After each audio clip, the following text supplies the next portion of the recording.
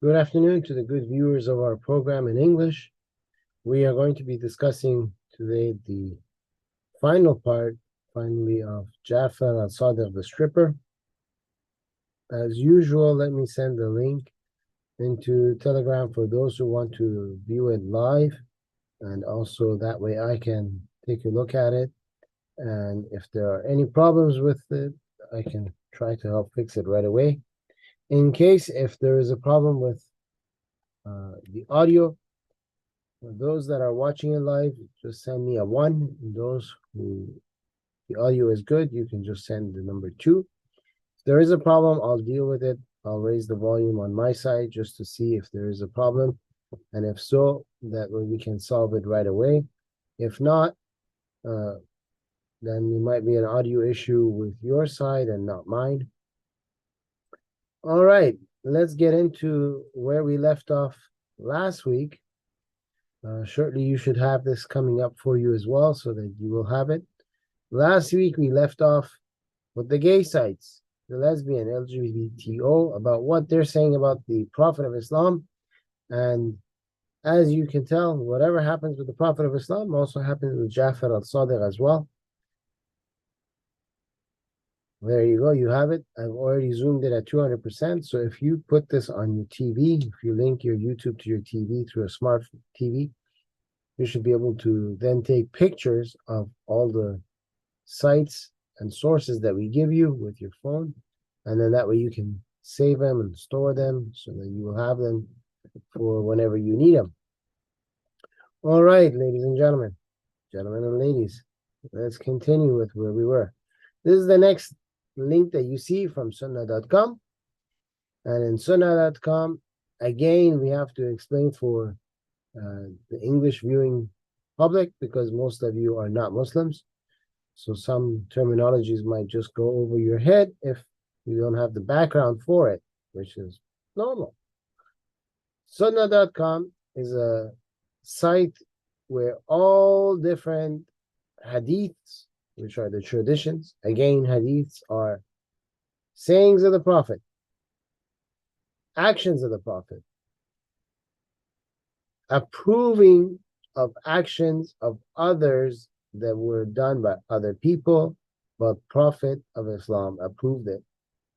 Sayings of other people who the Prophet of Islam has approved their saying as his saying. So any of these 4 different things could be considered as traditions of the Prophet, which would be the hadiths of the Prophet. And in sunnah.com, they store all of that. So you can go in there and find whatever you want about whatever happened during the time of the Prophet. We get to this hadith. This hadith is about a gentleman by the name of Bilal. Bilal is a black slave that, according to Islamic teachings of history, they say that he was a black slave that belonged to an Arab, and Abu Bakr, who is a companion of the Prophet and a father-in-law to the Prophet, the same father-in-law that gave his 6-year-old daughter in so-called nikah to Muhammad, and that nikah in action was finalized when Aisha was only 9 years old, while the Prophet of Islam was 57 years old. So you have a 57-year-old man, and he's taking a 9-year-old to bed to seal the deal of this FUCKING agreement that they had made. Yes, Abu Bakr is the same gentleman who apparently is okay with his daughter being in a pedophile relationship. Now, according to Islamic studies, Abu Bakr went and bought Bilal from the Arab who was his owner, and he freed him in the name of the messenger of Islam, that human feces, because that's his name, Ghatam, Muhammad, who proclaimed himself to be Muhammad at the age of 40. Until then, he was known as Ghatam, human feces, by his own family, I may add. They're the ones who named him that. That is what Islam teaches. Bilal was bought by Abu Bakr and freed. Now we see, according to Abu Sa'id al-Khuduri.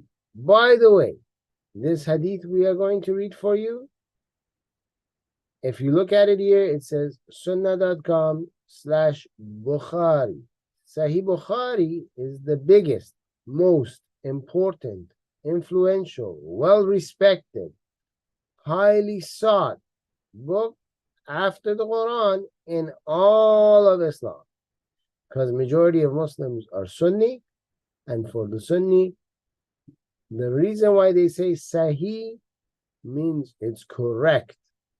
So the correct book of Bukhari, they don't put correct in front of any book. The Sunnis have it in front of only 6 books. The number 1 book out of those 6 is Bukhari. It was written before any Shias could write a book. So if the Shias tell you they don't believe in it, well, all the Shias learned from this book. And then they wrote their own books and taught their own people. So everything they have is the same as what you have in here. And there is no way they can go around that. Now let's see what Sahih Bukhari says about this incident. Once Bilal brought Barni, and they tell you in here, i.e., a kind of date. Okay, so dates, dates grow in different parts of the world. There was a date at that time that was well known as the Barni date. It was a very nice date, very expensive. So Bilal brought some Barni dates to the Prophet, that human feces. And the Prophet asked him, "From where have you brought these?" Okay. Now, if the Prophet had ordered Bilal to go and get dates, he would know where. If he didn't order it, then it makes sense that he would ask, "Hey, Bilal, you brought me these dates. Where did you bring it from?" Hence, he asked them, "From where did you get it?" Bilal replied, "I had some inferior types of dates, and I exchanged 2 sas. Sas is a weight measure of it for 1 sa of Barni dates in order to give it to you, the Prophet, to eat." Thereupon the Prophet said, "Beware, beware, this is definitely riba, usury. This is definitely riba, usury. Don't do so. But if you want to buy a superior kind of dates, sell the inferior dates for money and then buy the superior kind of dates with that money."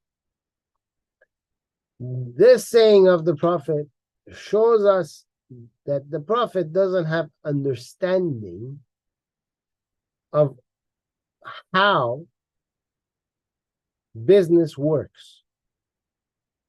Let me elaborate on that. The value of things are different. For example, I'll give you a very good example. You can go and buy a brand new Ford Explorer, fully loaded with everything in it, never driven, right off the lot, pay cash and get it.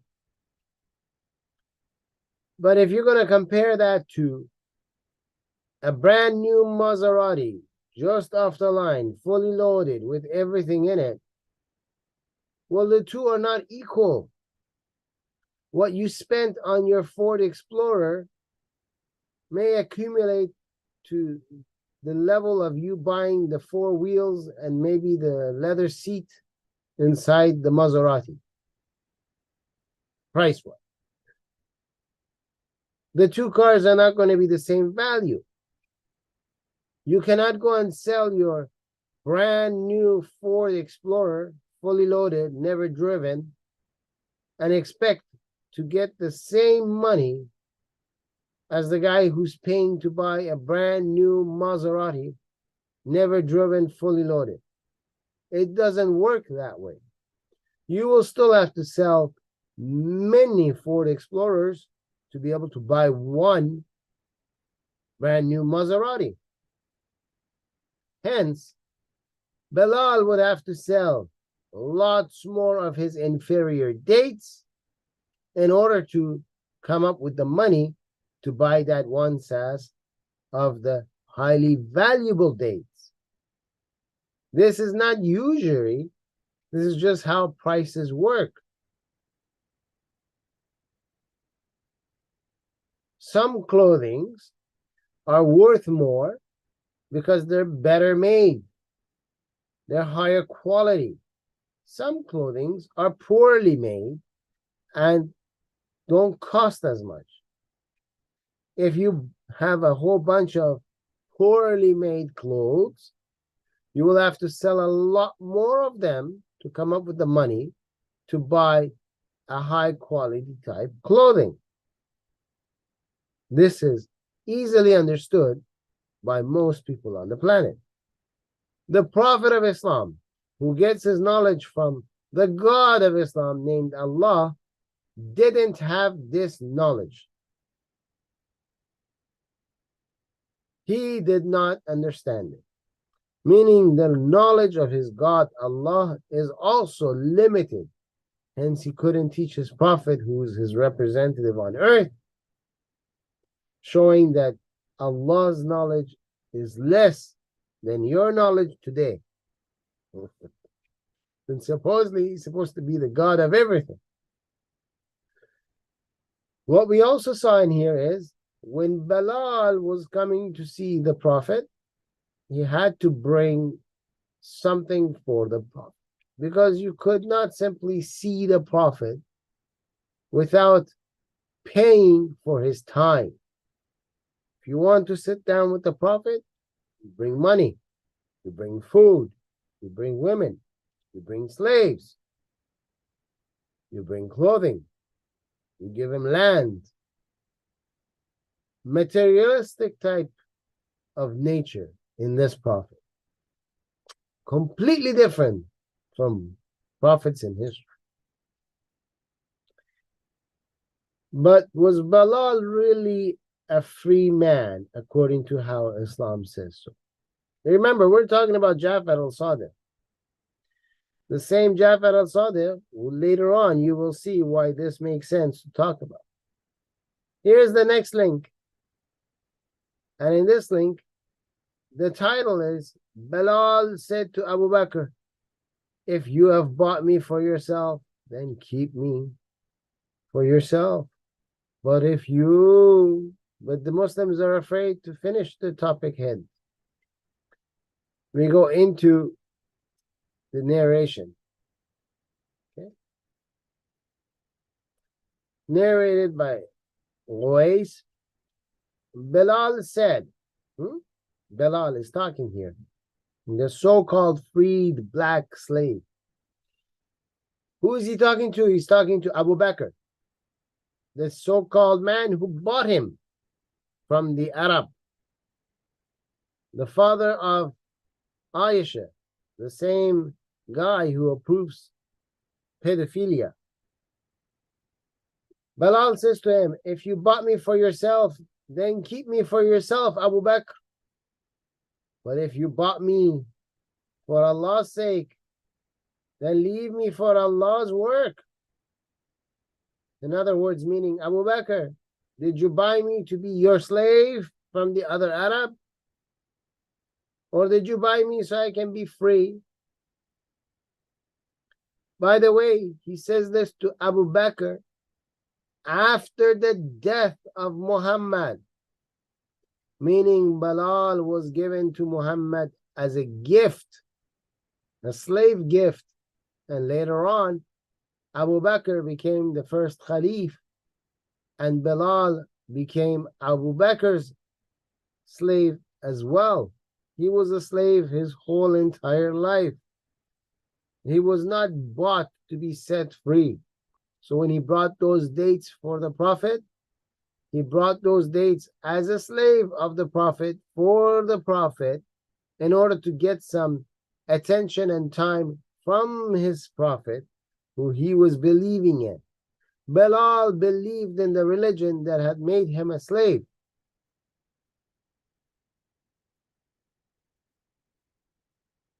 There you go. You find the book, the number, the next link. Abu Bakr, the same Abu Bakr that we've been talking about, bought a camel saddle from Azib for 13 dirhams. Okay. Remember, these are categories, companions of the Prophet, companions of the Prophet. We are looking at how the Prophet, what was his characteristics in dealing with his companions. Okay. Narrated by Al-Barra, Abu Bakr bought a camel saddle from Azib for 13 dirhams. Abu Bakr said to Azib, tell Al-Barra to carry the saddles for me. Azib said, no, unless you relate to me what happened to you and Allah's apostle, that human filth, Muhammad, when you left Mecca while the pagans were in search of you. Abu Bakr said, we left Mecca. Who left Mecca? Abu Bakr and Muhammad. And we traveled, led continuously for the night and for a following day until midday. They were continuously walking. I looked around searching for shade to take a shelter, and suddenly I came across a rock, found a little shade there. So I cleaned the place and spread a bed for the Prophet. Ladies and gentlemen, suppose you and your friend, same sex friend, I mean, you're two men, you walk together, you're in the desert, you continuously walk, and you keep walking, and you keep walking, and you keep walking, you find a shade to hide under. Would you both decide to clean that area and create a place where both of you can sit down? Or is one of you going to be the man and clean the place and create a bed, and your other male friend is going to turn into a woman for you, and he's going to all of a sudden become a she and lay down on that bed that you just created? Do you not find something odd?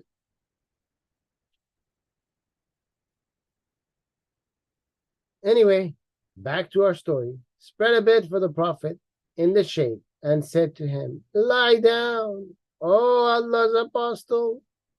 So the Prophet laid down, and we already know how he lies down. When he lies down, his Arab clothing pulls up and he's all naked down there. So the Prophet was naked down there, and Abu Bakr is standing over him, looking. All right. What happens next, ladies and gentlemen? I went out looking around to see if there's any person pursuing us. Why? Because he wants to, come back and do the boom boom. But before you do the boom boom, you gotta look around, Anybody around? If there's no one around, we get down to business. Prophet's naked. He was a stripper, at that time. If you look at it today, what do strippers do, ladies and gentlemen? Strippers, they play a little music, they dance to that music, they take off their clothes to that music, and you throw the money, right? Back then, the Prophet was a very relaxed stripper. I mean, you can bring him some dates.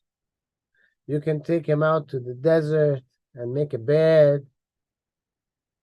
You can give him food, you can give him money, you can give him, slaves. You can give him your little baby girl. He'll take off his clothes for anything. Just got to give him something, some kind of material.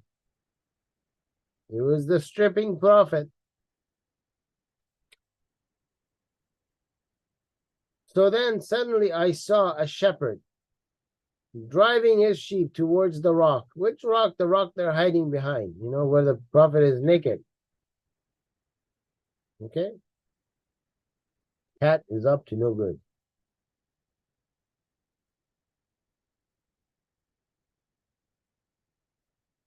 Back to where we were. The same rock that they were hiding. I asked him, to whom do you belong, boy? Because the shepherd is a young boy. He said, I belong to the man from Quraysh, the same family as the prophet. He named the man and I recognized. Who? Abu Bakr reckoned. I asked him, is there any milk with your sheep? He said, yes. I said, will you then milk some of it for us? He said, yes. Then I asked him, can you tie the leg of the sheep and clean the under, and then ordered him to clean his hands from the dust? Then the shepherd cleaned his hands by striking his hands against each other. That's how he cleaned his hands. Okay? After doing so, he milked a small amount of milk. I used to keep for Allah's apostle a leather water container.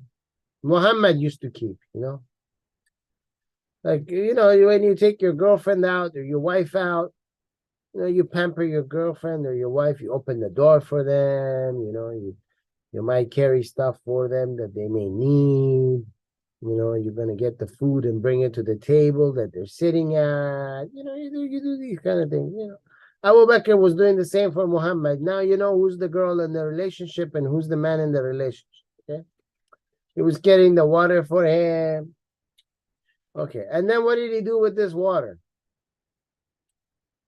The mouth of which was covered with a piece of cloth. I poured the water on the milk container till its lower part was cold. I mean, he made the container cold so that the milk can be a little cold, Then I took the milk to the prophet, whom I found awake. Prophet was awake. He was lying down naked and he was a wide awake. He was waiting to be, you know what you do in a bed. If you don't know, ask Joe Biden. He'll teach you. And he taught his son, Hunter Biden, very well. He does pedophilia too. The pictures are all over the place. If you don't believe me, go search. I said to him, to who? To the prophet. Which prophet? Prophet of Islam. Don't confuse him with the Jewish prophet. This is the Islamic prophet, Muhammad. Oh, Allah's apostle. Drink, Allah's apostle. So he drank till I became pleased. He became pleased. He kept drinking. He's like, no, drink more, drink more. He said, and then I said to him, it's time for us to move. Meaning, listen, put your clothes back on and let's go. I mean, it's not safe for boom boom time over here, Oh, Apostle Prophet said yes. So we set out. While the people, i.e. the Quraysh pagans, were searching. I mean, have you ever found a stupider story than this? This boy is from the Quraysh, and the Quraysh are searching to kill this prophet, and the Quraysh boy is giving the prophet milk to drink. We're searching for us, but none found us, except for they continuously moved, and a guy by the name of Suraiq bin Malik bin Josh. He was also Quraysh, because you see here, except who was riding his horse. Now, just imagine. You're in the desert of Arabia, the desert, where nothing grows, no water, nothing. There is a guy, he's riding his horse back and forth and around in the desert. Now, I don't know if you've seen horses or not, but they don't have thick fur. So they can also get sunburned like a human being if they're under such heat. Horses also need lots of water. They also need lots of food. Where is the food for this horse and the water for this horse and the shade for this horse in the middle of a desert? And why is this guy running around on top of a horse, left, right, and center without any direction? What is he trying to do? I mean, does the story get any stupider? But this is what Muslims wrote, and they call it Sahih. So we go with their story.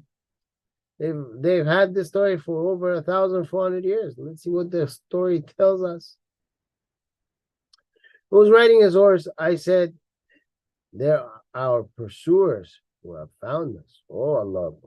He said, do not grieve. Allah is with us. Volume 5, book 57, number 4.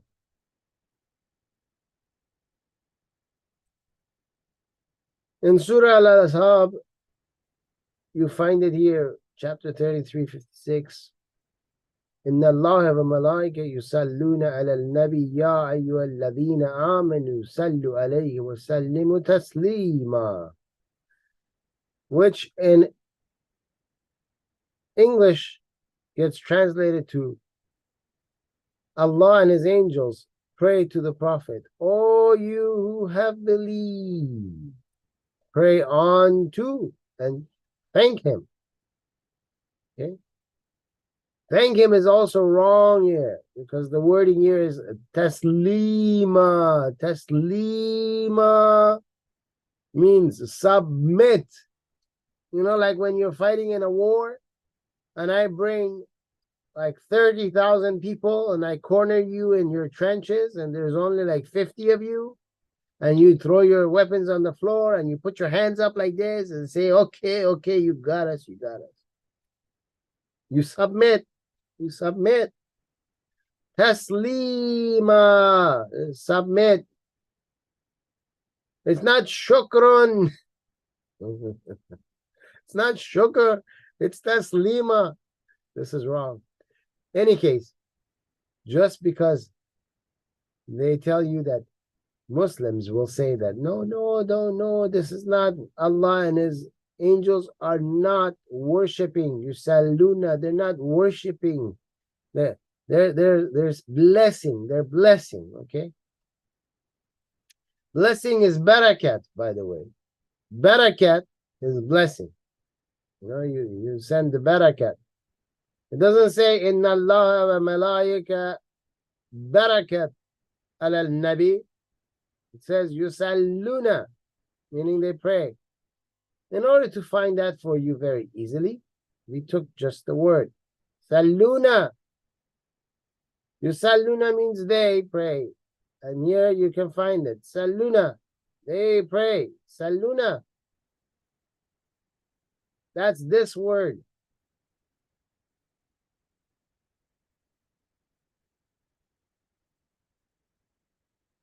I will wait for you to see it.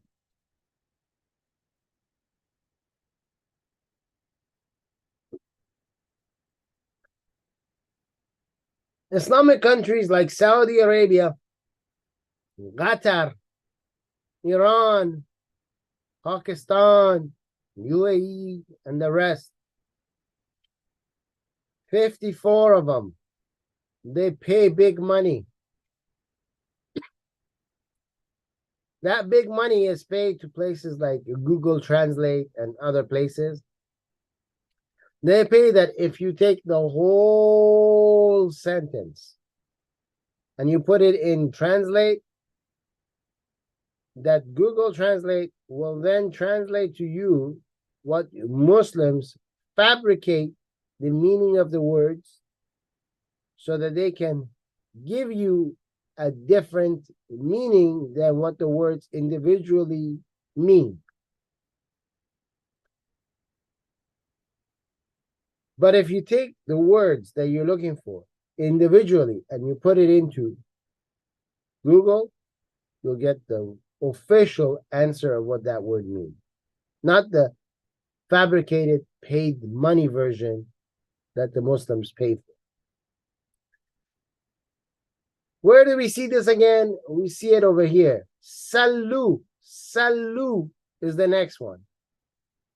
Highlighted over here. Sallu. Okay. Here we had yusalluna. There was a n added. Here is without an n. Ya ayyuhalladhina amanu. Here, Ya ayyuhalladhina amanu is telling you, the believers, you, the Muslims, it's a command. All of you pray. Alay means on. To who? The Prophet and his family. Meaning, just like if a pagan was worshiping this marker, okay, they said, oh, marker, oh, marker, oh, marker, oh, like Buddhists do, you know, to Buddha, like Hindus do with Vishnu, and you chant, and you start making a chant, and you worship. Same way, you gotta worship Muhammad. You don't believe me? Let's go further down. I've put that for you as well. That's the first one. Here's the second one. Sallu, and we have prayer. You pray. It's a worship. You gotta pray. The word that you use in Arabic for their 5 daily prayer is salat. Salat is coming from sallu. It's the same thing. Salluna is them doing it together. Salat is you doing it by yourself, which is from sallu. Pray. When they tell you there's 5 salats that you do to worship Allah, and they are wajib on you. You must do them. If you don't do them, you're not a Muslim. They can also kill you too. This is same salat. You don't pray, oh Allah, please give me, and no, you are worshipping Allah 5 times a day. Here is the same thing. You worship Muhammad. Why? Because Allah and his angels worship Muhammad. Meaning Muhammad is the true God that the so-called God of Islam also worships. Don't let them fool you. We continue, ladies and gentlemen. The next link right here, Shia link, right? Physical description. We talked about his physical description before, but now it's all going to be put into package. Narratives have mentioned Jafar As-Sadiq was of a normal height, okay, whatever that is supposed to be. Pink face. His face was pink, you know, like the Pink Panther, the cartoon. Black hair, okay, wavy hair. High nose, his nose was high, and long too. Half bald from the forehead, you know, from here to about here. This much it was bald, you know, all the way around. His only hair was from the back of his head, you know. Soft skin. I mean, what you expect from Jafar As-Sadiq? He never worked a day in his life. He was just sitting in a bed like Muhammad, half naked all the time, ready for his holes to be penetrated. He had a black mole on his face. And he had other moles on his body. Now, let me ask you, viewers, you think I was out of line when I said he was ready to be penetrated half naked? Well, then, answer my question, people. How did they know he had moles all over his body? The only way you could tell is if he was naked and they saw him completely naked. And I will ask you the second question after that.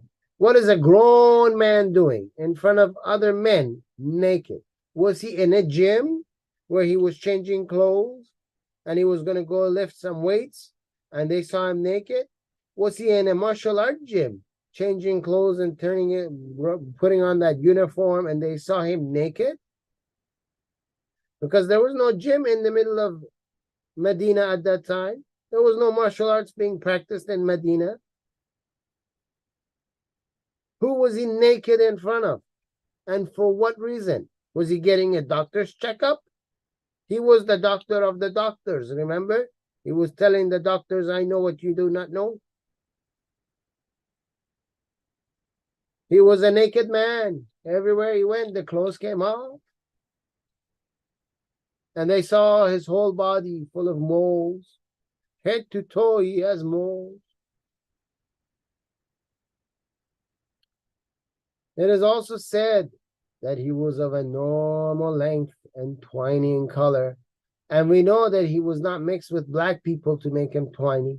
So he was twiny of the owl type, which is different from the black people twiny color type. So he looked like an owl. Yellow and orange with a pink face. I mean, if you saw this guy, you would think someone vomited all over his body with moles popping out. Bald head, long, high nose. He didn't even look like a human being. These were the physical descriptions concerning his personal characteristics. We said all of this for this line. It can be said that they were similar to those of the Holy Prophet, Allah's apostle, as we will discuss later in the book.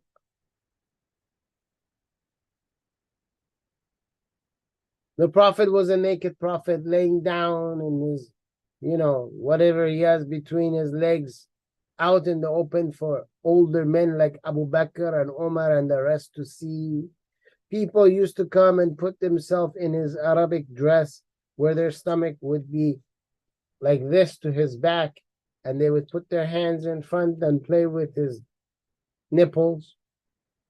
Others used to kiss him down his stomach, going down, down, down. Daya al-Kalbi used to be ordered to come and sit between his knees, with his head between the knees, in front of people, I may add. His uncle Abbas used to find Daya al-Kalbi and him, Muhammad, naked together in the same house in the middle of the night.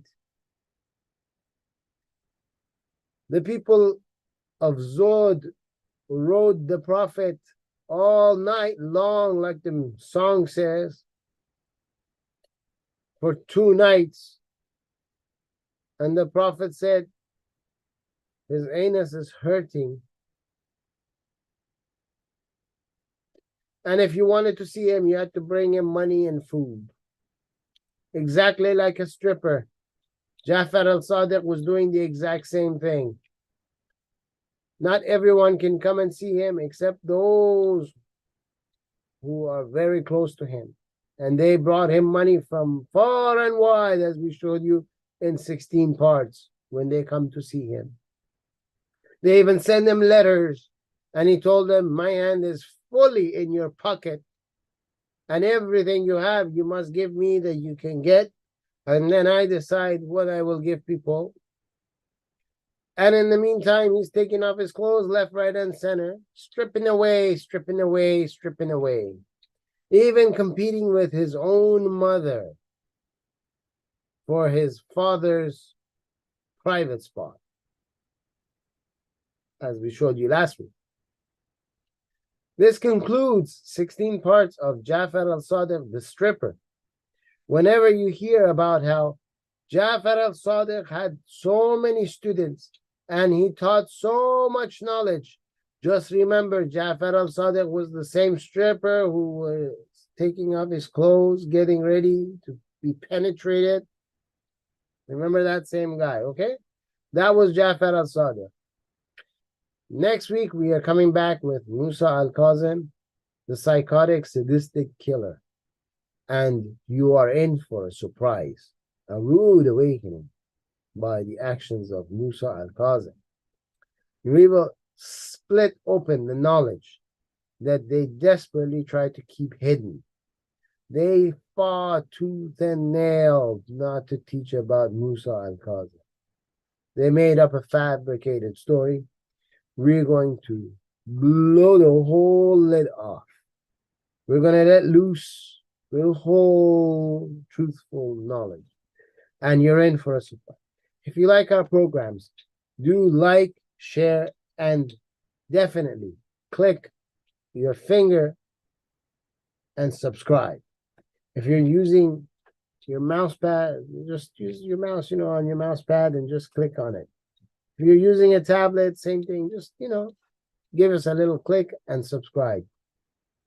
The Persian language is viewed on a weekly basis by 14,000 viewers.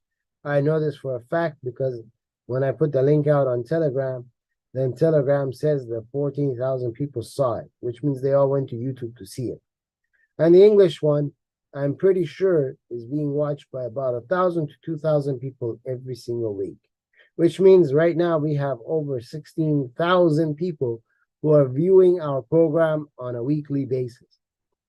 If you support our program by becoming a subscriber, that means that we can then use the algorithm and the bots of YouTube to promote this program to even more people and have a lot more people view it so that we can help save our Western countries from these pro-Palestinian, which is really pro-Hamas, which is really pro-terrorism marches that you see.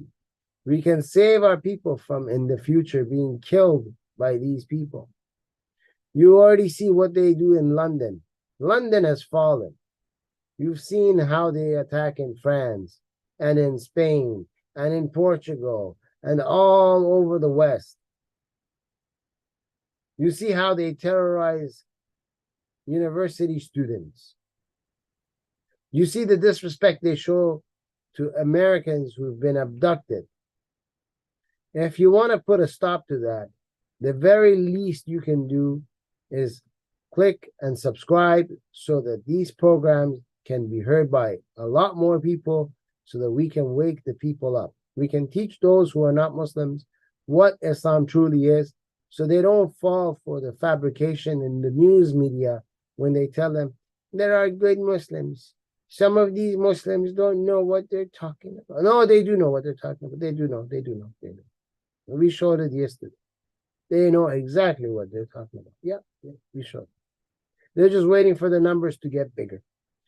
We can stop them now. We can put pressure on our politicians to stop them.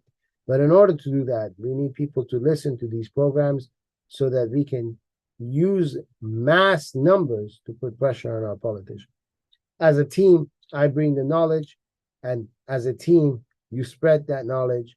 And the first one is by subscribing. Second one is sharing the program out, telling people to go ahead and watch it. Those who go to church, make sure your churches watch the program. Make sure you let them know it's, rated R, because here we talk the truth. We're not going to pamper things. We're not going to sugarcoat things. We're going to say it as it is. And this is not the Bible where, there's nice things to say. We have to say the dirty things because that is what we're dealing with. When you got your hand deep in manure, then your hand will smell like manure. When we read manure, you have to say manure. So, once again, until next week, I leave you in the hands of Jesus.